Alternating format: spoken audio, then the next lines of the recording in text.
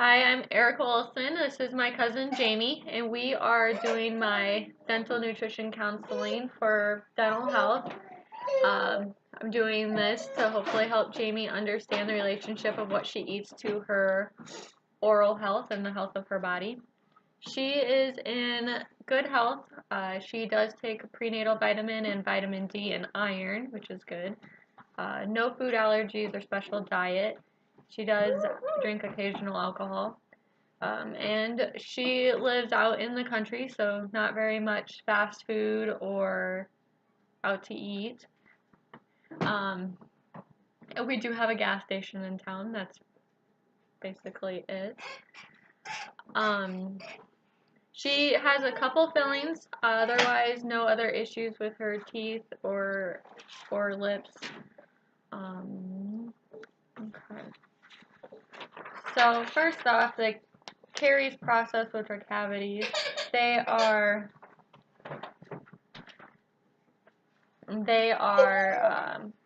foods that you eat that have carbohydrates or sugar that feeds the bacteria that forms an acid on your teeth that sit and begin the decay process. Cariogenic foods are foods that contain carbs that are broken down by saliva, like crackers, fruits, bread, sweets, soda. Non-cariogenic foods are foods that do not cause tooth decay, and that is things like eggs, fish, meat, vegetables, sugarless gum, and artificial sweeteners.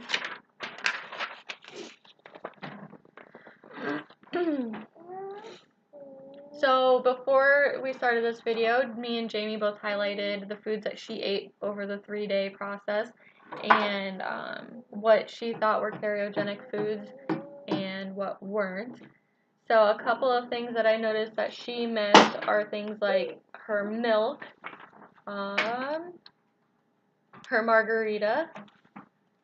She did miss that, and she did not highlight mayonnaise with her sandwich. That is cariogenic food. And, yep, orange juice in her milk again. And her ranch dressing. So those are just a few. She did pretty good at highlighting most of everything.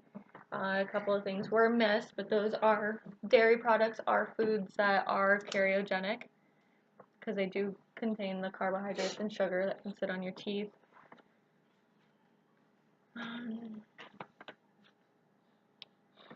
Alright, so the simple carbs are your empty carbs. They are things like your processed food, sugar, dairy products, and your alcohol. Although the milk and dairy are listed, they are beneficial for your teeth because they remineralize your teeth and they help strengthen. Your complex carbs, these are your good carbs. They are healthy and they're not fattening. These are your things like vegetables, whole grains, and your whole fruits. Looking at what she ate and her nutrients for the 3 days, it looked like she was under on the fiber. Things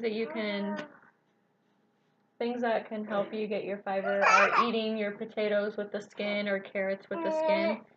Calcium, you did drink milk and some dairy products, but you were under. You could use a little bit more of the dairy products.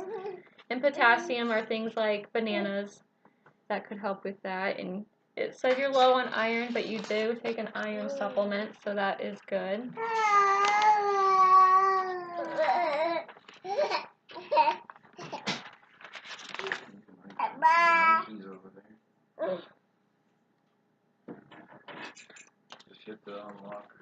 Are there any ideas on foods that you could eat that would help you with your fiber and potassium and calcium? I need to eat more chicken. More chicken? More meat. Well, I need to eat more fish. More fish would be good. Veggies. It looks like you got your goal on protein. So things like fiber and calcium, potassium are the things that you need to eat more of.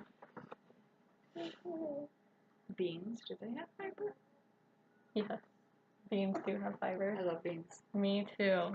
So baked beans and whole beans, those are a good source of fiber also.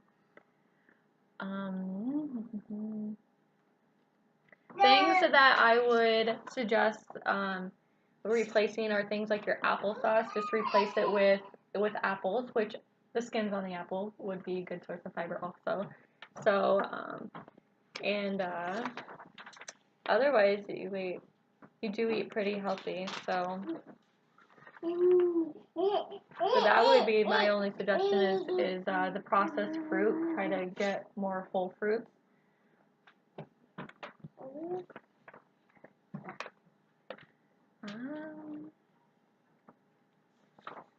So the food groups, it looks like whole grains. It looks like you were under on those. Vegetables, you could have eaten a little bit more of the vegetables. You were under. And fruits, you were also under. Dairy, and you were over on protein foods, but not by much. It was just an ounce. So that looks like it's fine. You do have enough calories left over, so you can add those in and not go over on your calorie balance for the day. What were you counting my calorie balance? On average, it was at a little under 1,400. One day you ate under 1,000, which would have been the Saturday, but she's already told me she wasn't feeling good that day, so that's why she didn't eat much. Is there anything else that could have It was hot out. Yeah, it was hot last weekend. Anything else that could have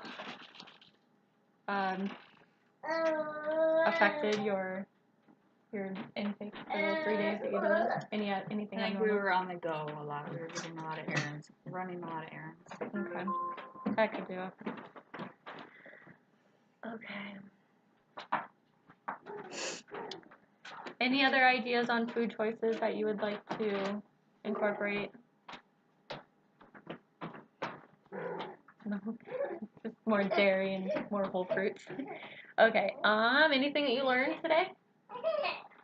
Everything I eat is bad for my teeth. They're not necessarily bad. You still need to eat them. I know. Things that could help if you're worried about them ruining your teeth or hurting your teeth, you can wait 20 to 30 minutes after eating to brush your teeth, or swish with water after eating. That helps. Or chew gum with xylitol. That helps. Also, sugarless gum. So that could help also.